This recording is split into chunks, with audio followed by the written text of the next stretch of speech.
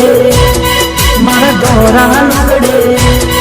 મારા ધોરા લુગડે માડી કદી ડાગ ના પડે મારી ઇજ્જત ને આબરૂ ને કાળી ભેંસ ના લાગે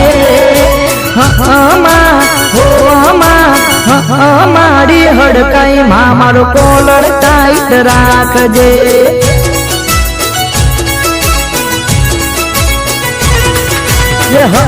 મારી હડકાઈ માં મારો કોલર ટાઈટ રાખજે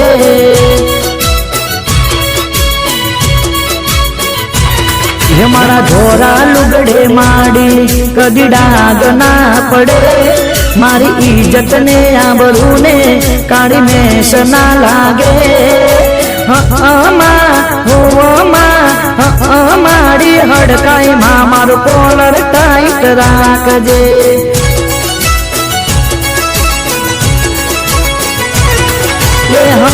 મારી કોઠા મારી મારો કોલર ટાઈટ રાખજે માં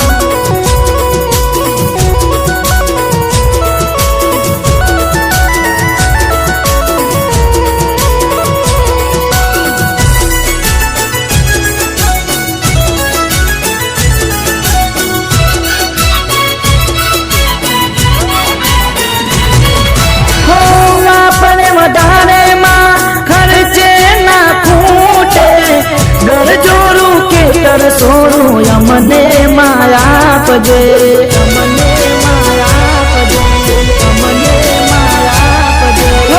તારી શીતળ સાયામાં અમને રાખજે સતના માર ગડે માડી અમને ચલાવજે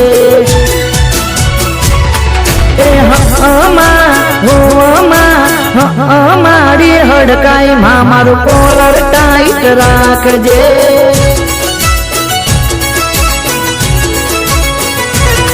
મારા ધોરા લુગડે માડી કદી ડાગ ના પડે મારી ઇજ્જત ને આબરૂ ને કાળી ભારતીય દેવી પૂજક સમાજ આજ કોઠાનો આ સંઘ અને આ કાર્યક્રમ में જેટલું લાભ મળ્યું આજ અમે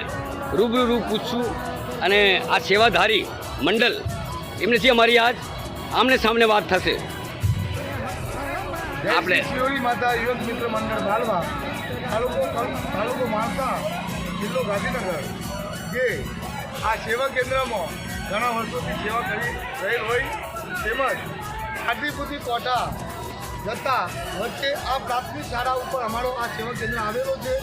ઘણા વર્ષોથી આ સેવા કેન્દ્ર ઉપર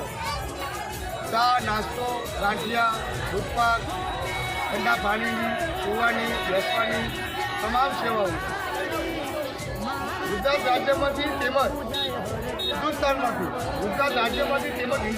હિન્દુસ્તાનમાંથી જે દેવી પૂજક સમાજ આ કોઠા મુકામે પધારે છે તે માટે અમારા સ્વયંસેવક ભાઈઓ 24 કલાક ઘરે પગે ઊભા રહી અને આ સેવા કરે છે તેમજ અમારા આ જય શ્રી શિવરી માતા યુવક મિત્ર મંડળ બાલવાના સ્વયંસેવક ભાઈઓ તેમજ આ મંડળનું તેમજ આ કેમ્પનું મેન ધ્યેય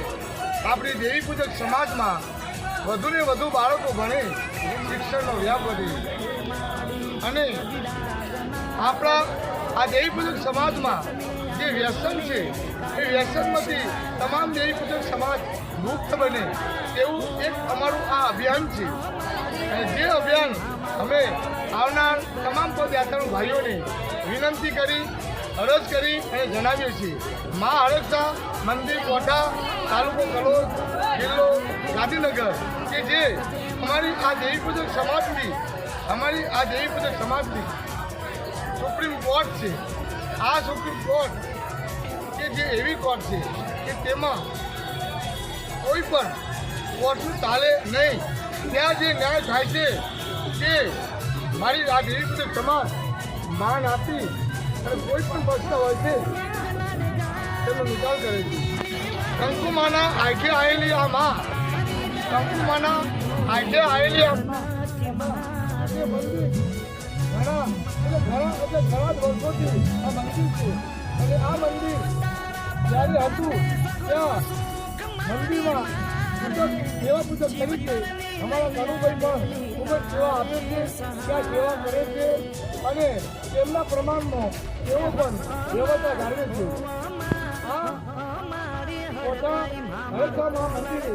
જે પદાર્થો ભાઈઓ જાય છે તેમાં અમારા દેવી પૂજક ભાઈઓ ઠેર ઠેર સેવા કેન્દ્રો રાખે છે, તેમાં તમામ વ્યવસ્થા કરવામાં આવે છે. તેમજ આ દેવી પૂજક સમાજ સારો વિકાસ થાય તેવી સૂચનાઓ પણ આપે છે. અમારા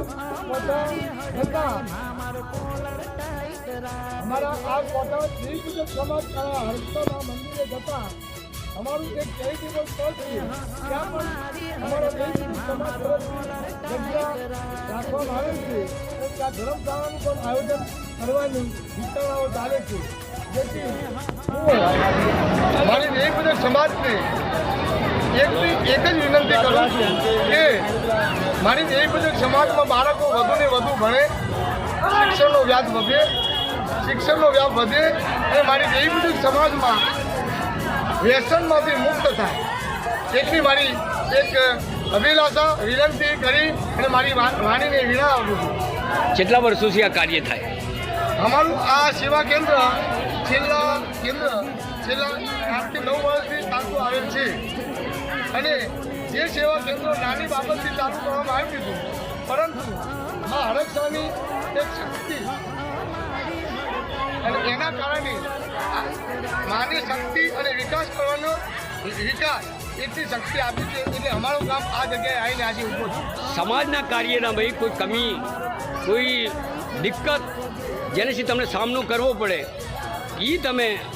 આજ આપણા સમાજના તોર ઉપર તમે બે વાતો કરી શકો. આપણી સમાજમાં એ તો પ્રથમ વાત એવી છે કે આપણી સમાજ જો વધુ ને વધુ શિક્ષણ મેળવશે અને જો વ્યસનમાંથી મુક્ત થશે, કોઈ પણ જાતની આપણી સમાજમાં ફરિયાદ આવે તેમ છે નહીં. જય માતાજી. આ કોઠા ગામના મય આજ આવો મોટો કાર્યક્રમ અને બળદ તન મન ધનશીલ આ નિભાવે દેવી પૂજક સમાજ આજ એકજૂટ થઈને અને માના દર્શન કરવા જાય અને